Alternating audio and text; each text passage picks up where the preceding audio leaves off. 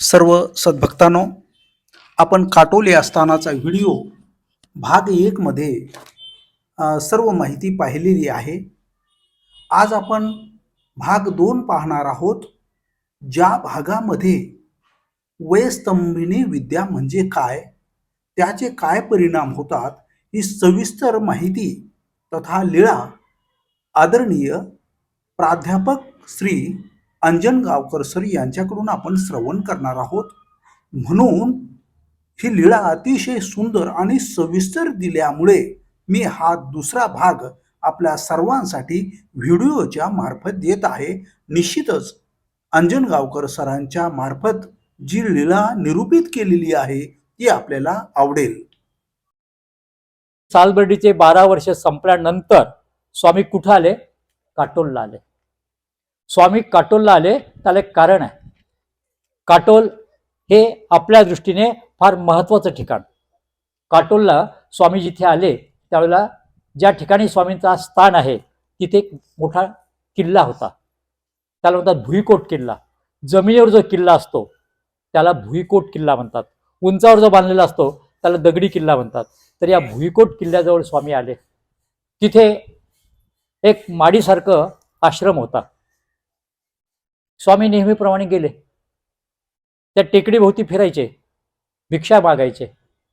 परंतु आज मात्र स्वामींना आवाज देण्यात आला त्या माडीवरून, महात्मे हो, आपण इकडे या.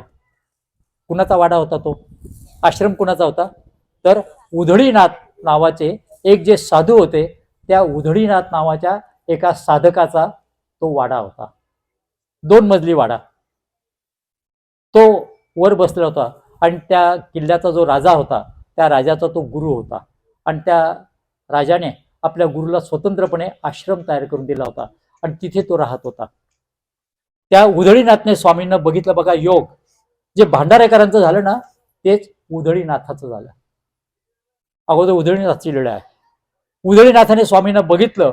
स्वामींच्याबद्दल त्याला आकर्षण निर्माण झालं, वेध लागला. त्याने शिष्याला पाठवलं, स्वामींना बोलवून घेतलं, आसन टाकलं आणि स्वामींना प्रश्न केला, आपण आपल्या देहाची एवढी अनास्था का केली? आपल्या देहावर आपण एवढी उदास का झाले? कारण स्वामींच्या अंगावर एकच वस्त्र. रस्त्यातून फिरताना, काटेरी झुडपातून फिरताना अंगाला काटे लागायचे. त्याचे रक्ताचे थेंब अंगावर तसेच साचलेले. गवत, काडी कचरा तो डोक्यावरच्या केसामध्ये गेलेला. म्हणतो शरीर मळकटलेलं. आपण आपल्या देहाची इतकी अनास्था का केली? स्वामी काहीच बोलले नाही. कारण स्वामी तेव्हा कोणत्या अवस्थेत होते? मौन्य देव अवस्थेत. मौन्य देव याचा अर्थ काय? काही न बोलणारे. स्वामी गप्प बसले. परत तो म्हणतो, जी मजजवळी एक विद्या असे. स्वामी गप्पच. तो म्हणतो मजजवळी वयस्तंभिनी नावाची विद्या असे. तिचा अर्थ फार वेगळा आहे बद्ध भगिनींनो. वयस्तंभिनी विद्याचा अर्थ असा आहे की ती विद्या प्राप्त केल्यानंतर 1 वर्ष नाही, 2 वर्ष नाही, माणसाला किती वर्षाचं आयुष्य प्राप्त होतं? 1000 वर्षाचं. नुसतं 1000 वर्षाचं आयुष्य नाही, तर ज्या क्षणाला ती विद्या प्राप्त केली, मिळवली, त्या क्षणाला जसं देह असेल, जसं शरीर असेल, अशा प्रकारचं ताजं शरीर 1000 वर्ष तसंच राहतं. त्वचेला सुरकुती पडत नाहीत, डोक्यावरचे केस पांढरे होत नाहीत. आता आज आपलं सगळं सुरू झालं आहे फळे रंगवण्याचं काम. आम्ही आमच्या शाळेच्या भाषेत त्याला नाव दिलेलं आहे, फळा रंगवणे, काळा करणे. आपण आपल्या डोक्याचे फळे रंगवत असतो. आज डोक्यात काही असो नसो, आमचा फळा रंगवून मोकळे होतो.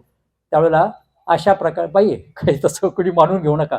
माझं बोलणं जरा विचित्र असतं, कुणाला लागेल, परंतु अशा प्रकारचं स्वामींना ती विद्या प्राप्त झाली तर तो सांगणार आहे, तुमचे केस पांढरे होणार नाहीत, दात पडणार नाहीत, शरीराची त्वचा सुकणार नाही, जसं शरीर आहे असंच राहील. आणि किती वर्ष? 1000 वर्ष. कल्पना करायची, त्या जागेवर आपण असतो. पालखीवाले बाबा आपण काय केलं असतं? धावत गेलो असतो, हात जोडले असते, चला लगेच द्या ती विद्या, मला पाहिजेच. स्वामींवर काही परिणाम झाला नाही. तो चकित झाला.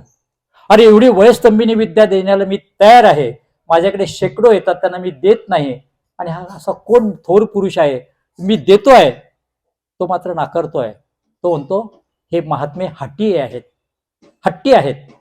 हे एका शब्दाने तयार होणार नाही. तो दोनदा तीनदा विनंती करतो तरी काही नाही, शेवटी तोच करतो. आपल्या शिष्यांना आज्ञा, जारे पाणी आणा. गरम पाणी आणलं जातं. स्वामींच्या अंगावरती जेवढा काडी कचरा असेल, रक्ताचे थेंब साचलेले असतील, ते सगळे तो पुसून काढतो. स्वामींचं शरीर स्वच्छ करतो. इतकंच नाही तर स्वामींचे केस वाढलेले असतात, केसांमध्ये पूर्णपणे काडी कचरा गुंतलेला असतो. आणि आई जशी आपल्या मुलीच्या डोक्यातले केस काडी कचरा काढते, त्यासोबत उवाय काढते, तर त्याप्रमाणे प्रत्यक्ष तो स्वामींच्या डोक्यात असलेल्या केसांमधला काडी कचरा बाजूला काढतो, गवत बाजूला काढतो, सगळं शरीर स्वच्छ करतो. कारण विद्या द्यायची होती, आणि विद्या ज्याला द्यायची असते त्याचं शरीर सुद्धा तसं अव्यंग असावं लागतं, मलिन नसावं लागतं.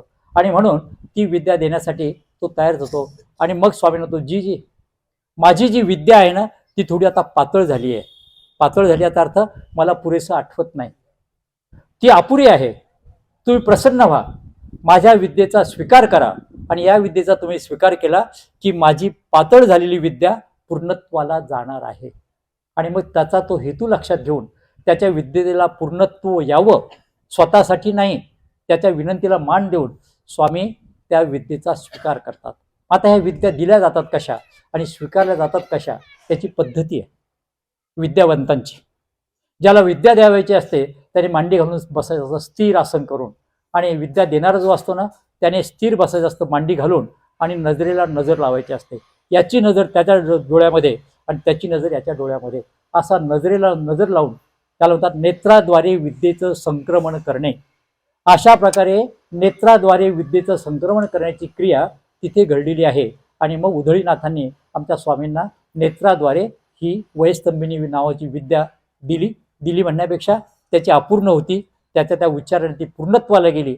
आणि त्यामुळे एक झालं, स्वामींनी त्या विद्येचा स्वीकार केला, त्याच्या विनंतीला मान देऊन. आणि म्हणून स्वामींचं देह, परमेश्वराचं जे असतं त्याला शरीर म्हणत नाही, त्याला म्हणतात देह. त्यापेक्षा खरा शब्द आहे मायापूर, कारण ते मायेने निर्माण केलेलं देह.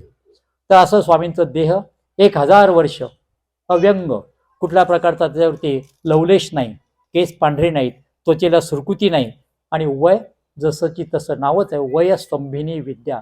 स्तंभन करणे त्याचा अर्थ खांबासारखी स्थिर करणे. खांब जसा पडत नाही तसं जो विद्या घेतो त्याचं वय सुद्धा कमी जास्त होत नाही. तेव्हा स्वामींचं वय होतं 27 वर्षाचं. आणि त्यामुळे संपूर्ण महाराष्ट्रामध्ये स्वामी 51 वर्षे राहिले नाही. अजूनही स्वामी उत्तरापथी आपलं कार्य करत आहेत, अजून 250 वर्षे ते कार्य करणार आहेत. आणि म्हणून स्वामींचं त्यावेळेस जे शरीर होतं, देह होतं, तसंच आत्ता राहणार, पुढे राहणार. हा त्या वयस्तंभिनी विद्येचा परिणाम आहे. आणि म्हणून स्वामींचं कार्य चाललेलं आहे. अशा प्रकारची अपूर्व विद्या ज्या ठिकाणी स्वामींनी स्वीकारली, ती वयस्तंभिनी नावाची स्वीकारण्याची जागा काटोलला आहे. आणि नंतर काटोलला अजून एक स्थान महत्त्वाचं आहे, ते आहे नदीकाठी. ते नदीकाठी यासाठी स्थान आहे महत्त्वाचं की स्वामी जात असत, नदीमध्ये उभे राहत, खडकावरती पाणी टाकत, आपल्या हातातलं अन्न तिथे ठेवत आणि भोजन करत, याची साक्ष ते स्थान आहे. आजही आपण जर गेलो, तिथली ती जी नदी आहे लहानशी, त्या नदीच्या पात्रामध्ये काठावरती ते स्थान आहे. स्वामींच्या वेळी जसा खडक होता तसाच खडक त्या ठिकाणी आहे.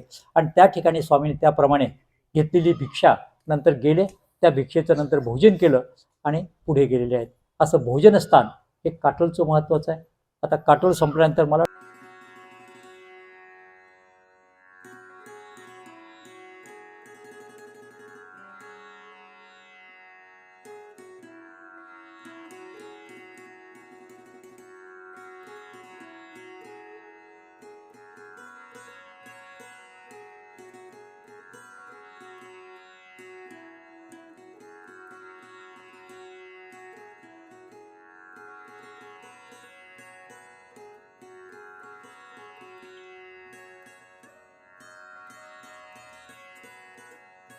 दंडोत प्रणाम. श्री क्षेत्र काटोली येथील वयस्तंभिनी विद्या स्थान जे आहे ते आपण वंदन केले. आणि थोडंसं दूर असणारं जे सर्वज्ञ श्री चक्रधर प्रभूंचं भोजनत स्थान आहे ते वंदन करण्यासाठी आपण जात आहोत.